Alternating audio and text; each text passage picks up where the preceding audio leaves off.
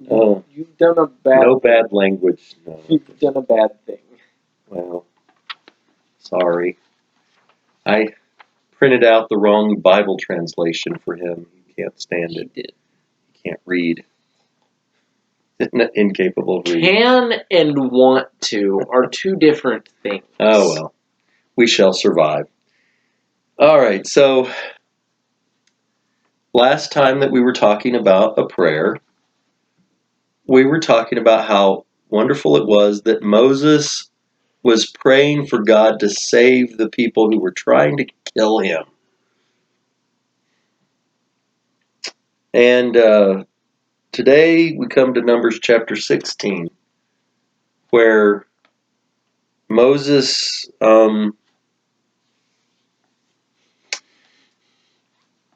prays for God to kill some people.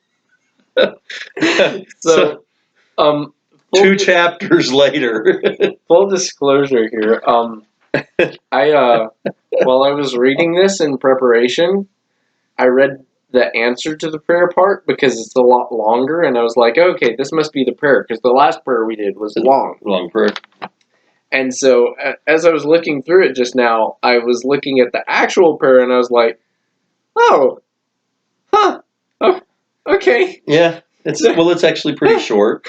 Yeah, it's one verse long. Yeah, 20 whole words about. I saw the word Roth, and I was Roth. Like, David Lee Roth. David Lee Roth is. No, I don't know. Probably not spelled the same. No, it's probably not. All right, so yeah, and he's mad because I gave it. I don't know how that happened, but anyway.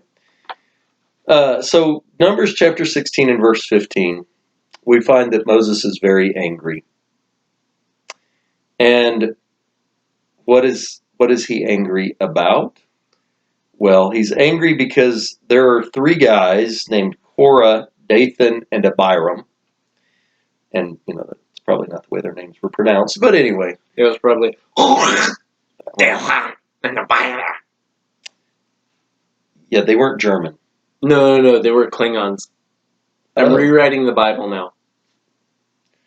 It's going to be Star Trek Bible. Korah does kind of sound like a Klingon name. See? Anyway, can't help myself. All right, so anyway, these Korah, Dathan, and Abiram, they were of the Levitical tribes, but they were not of the tribe that God had chosen as the priest, which was Aaron's tribe, which is Gershom. They were, if I remember, I didn't look at that, so I think they were from Kohath. But anyway, these three guys, they weren't from the right tribe, so they weren't chosen to be the actual priest who made the sacrifices. So they made sacrifices. Well, they thought they should be able to anyway. I mean, they're like, why is Aaron so special that he gets to be a priest is a priest is a priest? Right? Well, that's what they basically said. They said, well, we're all God's people. We're all priests. So any of us ought to be able to do this. Well, Moses got mad at them. No, obviously not for his own sake. What's funny is they were kind of cut ahead of their time. Because now in the New Testament, it's like we are all priests. We are. Yeah. Well, and that's what but they were stepping out of line. They were taking a position that was not to be theirs. And God is this is kind of the same thing that happened with Aaron and Miriam with Moses. They're like, well, hasn't God spoken to us too, not just Moses? What makes him so special? And God got mad at them, gave Miriam leprosy. So you wiggling like that shakes my chair. And shakes your chair. Yeah, chair shaking. So God doesn't like it when He makes rules and people ignore them.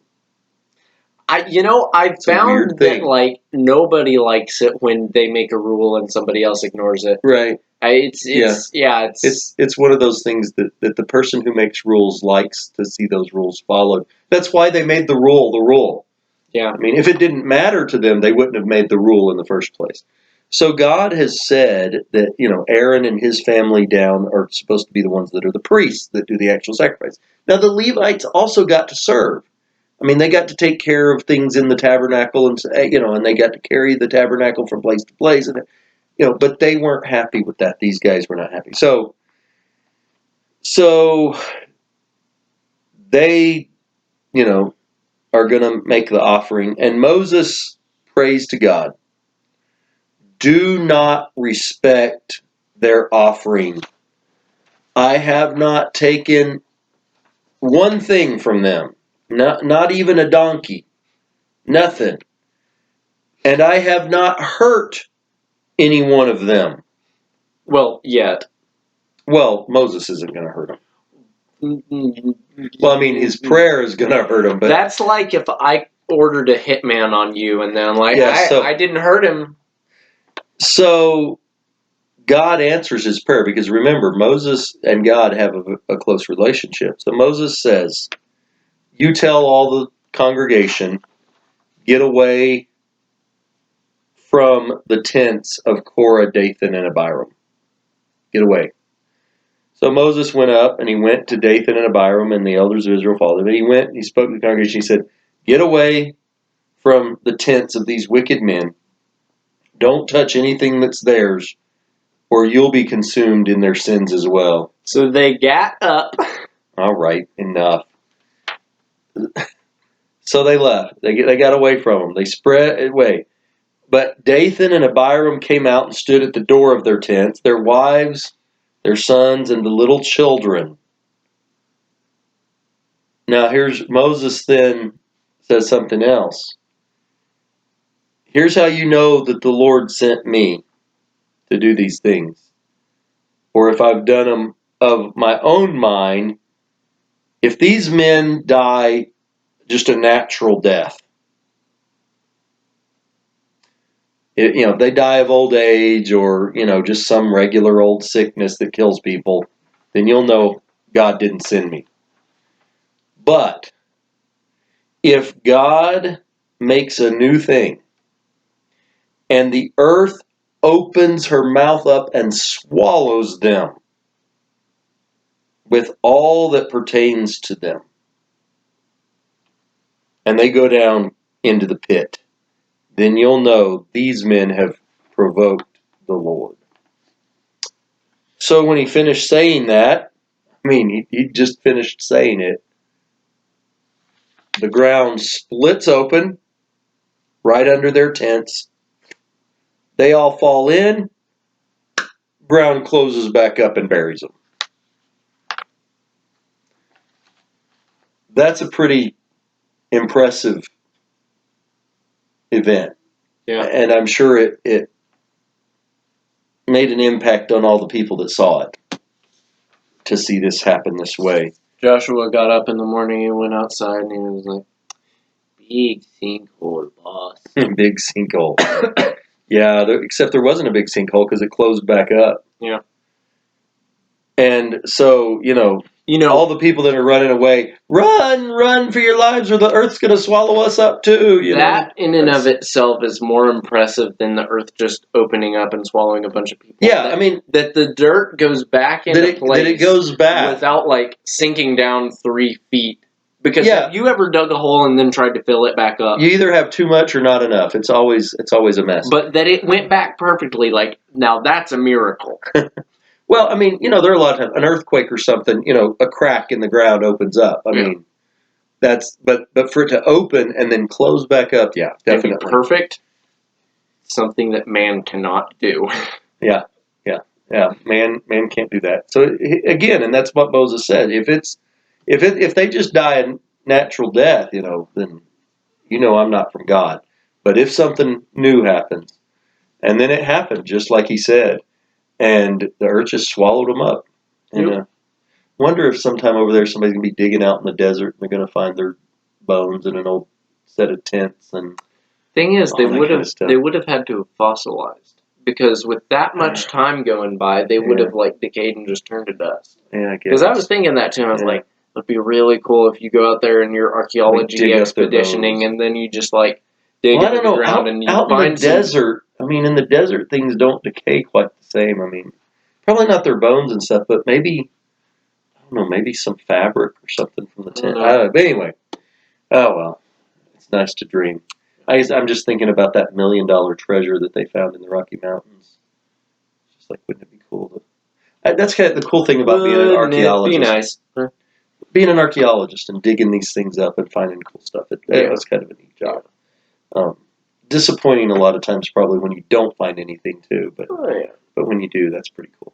Anyway, so Moses. We see Moses at one point prays for God to save everybody, and then now he's praying for God to kill these people. And again, it's interesting that he prayed for God to save the people who were trying to kill him, but then here are people who are trying to take and violate God's law, Yeah. and that's who he's upset at and says, God, take he's care got of them. his priorities in the right place. Yeah. He knows what's important. I think that's it. We sometimes we don't care if somebody disobeys God, Mm-hmm. but we get all upset and all in a lather about somebody saying something mean to us. Yeah. And we get it backwards. What we ought to get upset about. And Jesus, even when he was on it, people said horrible things to him. Yeah. And he was like, that's okay. But then they're selling stuff in the temple, and he makes a whip and drives them out and turns their tables over and runs them out of there. He ain't having none of He that. was much more concerned about their respect for God than how they treated him personally. Which And is we need to do interesting that because he was God. Yeah. But, Well, and he was even more concerned about how people treated the Holy Spirit, too. Because he said, you can speak evil against the Son of God, and it'll be forgiven you. But hey, if you blaspheme the Holy Spirit, not going to be forgiven you, this life or the next. Yep. This world or the next. Very scary. Yeah. So he knew some things about how important it was to respect God. And that's something here we often do. We get more worked up when people do something personally to us than when they do something against God. And that's a sign that we're confused about what's really most important in this world. Yep. And we need to work on that. And it's something all of us need to be sure that we put our priorities straight, that we put God first, that his honor and his glory. Remember in the last one. And that you understand that death is less important than being kicked out of school. Thank you, Hermione. I think you're confused. Anyway, What were you going to say? In the last one, Moses had prayed, or God had said, my glory will fill the earth. God is going to be glorified. The only question is whether we'll be helping with him be glorified or whether we'll be punished for not glorifying him. That's the thing we have to focus on. And the odd faces of Xander.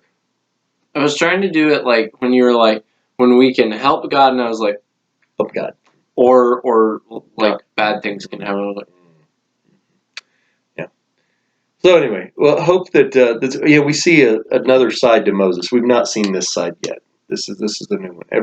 Every other prayer of his has been, praying for somebody, for good things for him, to be forgiven, for Miriam to lose her leprosy, even for Pharaoh to be forgiven. He's praying all these things, and now he's just like, God, don't listen to these people. Yep. They, I didn't do anything to them. They don't deserve. They don't have the right to be priests for you offering sacrifice. Don't accept their offerings. They've tried to trample on your turf, cut them down. Don't forgive them is basically what he said. That's a tough one. We're to be forgiving people. So for him to say don't forgive them, that's a pretty harsh prayer. This kind of begins to hint at, we're going to find more of these prayers where people are praying for God's vengeance, God's wrath upon others. We're going to see a lot of those in imprecatory, Psalms. I think is what they call it. Imprecatory. You can use fancy words. Just say mean prayers. Mean prayers. It doesn't have to be complicated. Doesn't mean average? There's no such thing as an average prayer. Well, then why'd you bring that up? Because angry prayers. Angry prayers. Say angry prayers. Prayers for vengeance, we call it that. Angry prayers. Angry elf. Angry prayers. All right. So, All right. Good, Hope you learned good to see you something. today. hope you enjoyed well, it. I guess we didn't Nope. see them. No. Good for you to see us today. Maybe. Or at least, Doubtful. I don't know. We're glad you did anyway. We're glad you're here. We're glad you suffered through it. Yes. But yeah, be All careful. Be 28 careful what you minutes. pray for. It may. Don't be praying for the ground to swallow people up unless you really mean it. Because I'm sure there had to have been better lessons to learn from these verses. well, be careful what you ask for. I mean, well, that's an important thing. Careful what you ask for. God might just make it happen. And He can. Certainly can. All right. So hopefully this has been encouraging to you and you've learned something from it. We will be looking at another topic next time. And so We will. hope you'll be back with us again for that. Have a good day. See you later. Adios.